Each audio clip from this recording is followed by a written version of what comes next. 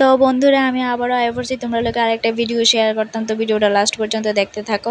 এদিকে দেখো কাজু বাদাম নিছি, তারপরে নিছি বেকিং পাউডার, তারপরে নিছি চকলেট, আর এটা হচ্ছে ময়দা।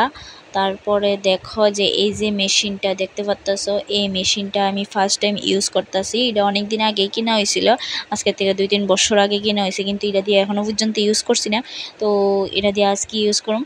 তো চলো আজকে বানাবো কেক। তো তোমরা পোস্টটা দেখছোই কেকের, তো অনেকেই কইছে যে খুব ভালো হয়েছে দেখতে, যেহেতু সুন্দর হয়েছে খাইতেও জানি খুবই টেস্ট হবে। হ্যাঁ অবশ্যই খাইতে খুবই টেস্ট হয়েছে, নরম সফট হয়েছে একদম।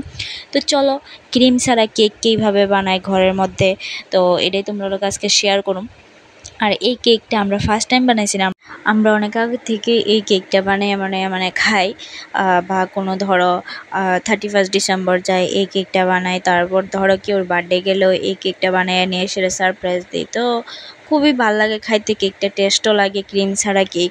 তো এদিকে দেখো ময়দাটার আগে ভালো করে চাইলা নিচে যাতে পোকা টোকা না থাকে, তারপরে নিচে 3টা ডিম, তারপরে দেখো এদিকে নিচে 1 কাপ চিনি। তো সব মাপে মাপে দেওয়া হইতেছে।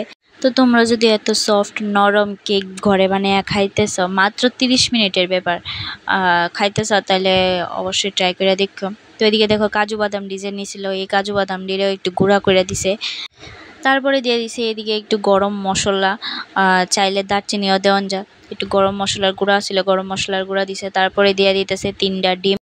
তো তোমরা আবার অনেকে কইবা যে কে লিগে গরম মশলার গুঁড়া বা এলাচি দারচিনি কে লিগে কেকের মধ্যে দেওয়া হইতেছে।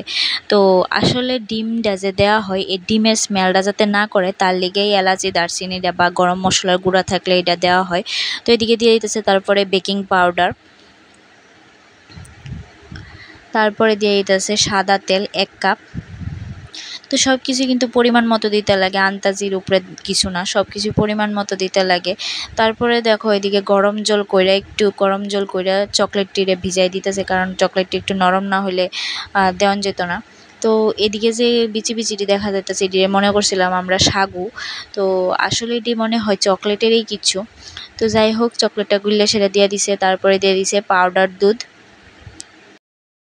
তো তোমরা যে কইলাম এই মেশিনটা দিয়ে আমি ফার্স্ট টাইম মানে ইউজ করতেছি, এই মেশিনটা আজকে থেকে 3-4 বছর আগে ঘরে আইনা রাখছিল, তাও কেক বানানোর লিগে আইনা রাখছিল। কেক তো ঠিকই বানানো হইতেছে, কিন্তু মেশিনটা দিয়ে তো আর ইউজ করা হইতেছে না।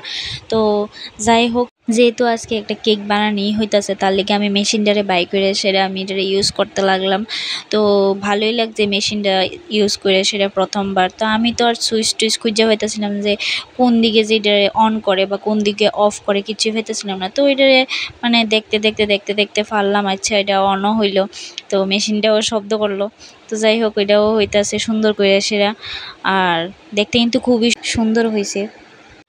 তো এটাকে ভালো করে মিক্সড করে নিছি, যাতে একটা কিছুও যাতে মানে না থাকে। তো ভালো করে ফ্রেশ করে একদম মিক্সড করে লাইছি। তো তোমরাও যদি এত সুন্দর এত সফট নরম তুলে কেক বানাইয়া খাইতে চাও, তাহলে আমার এই প্রসেসটা দেখে সেটা বানাইয়া খাইতে পারো। মানে সেই টেস্ট যে খাইবো নেক্সট টাইম আবার চাইবো। আর এই কেকটা বানানো হইতেছে আমার ঘরে তারা 2 জনের অ্যানিভার্সারি পার্টির লিগা। এই যে দেখা এত সুন্দর একটা কালার আইছে, এত সুন্দর কালার আইছে। তো চলো এবার কিভাবে বোয়ামো বা কিভাবে করম এটাই দেখার বিষয়।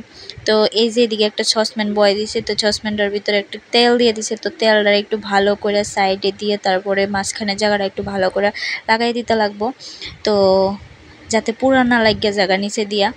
তারপরে দেখো এদিকে কেকটা দিয়ে দিল। যেহেতু আমরার কাছে মাইক্রো ওভেন নাই, তার লেগে আমরা এভাবে বয়াইছি। আমরা প্রেসার কুকারও বইতে পারি, প্রেসার কুকারও সুন্দর করে হয়। তো মাইক্রো ওভেন থাকলে আরও ভালো করে হইতো। তো এই যে ঢাইকা দিছে, এটা 30 মিনিট টাইম দেখে সেরে এটা করতে লাগবো। তো 30 মিনিট প্রায় দেখে সেরে বয়েছে। তো এই দেখো 30 মিনিট পরে রেজাল্ট। তো কাজু বাদাম দিয়ে সেটা এটা একটু ডিজাইন করে দিলাম, তারপরে অ্যানিভার্সারির একটা প্লেট আছে এটাও দিয়ে দিলাম। তো ভিডিওটা ভালো লাগলে লাইক কমেন্ট শেয়ার অবশ্যই করে দিও। আর পেজে যদি কেউ নতুন হয়ে থাকো তাহলে পেজটারে ফলো করে দিও, ফলো ব্যাক অবশ্যই পাবা। তো আজকের মতো টাটা।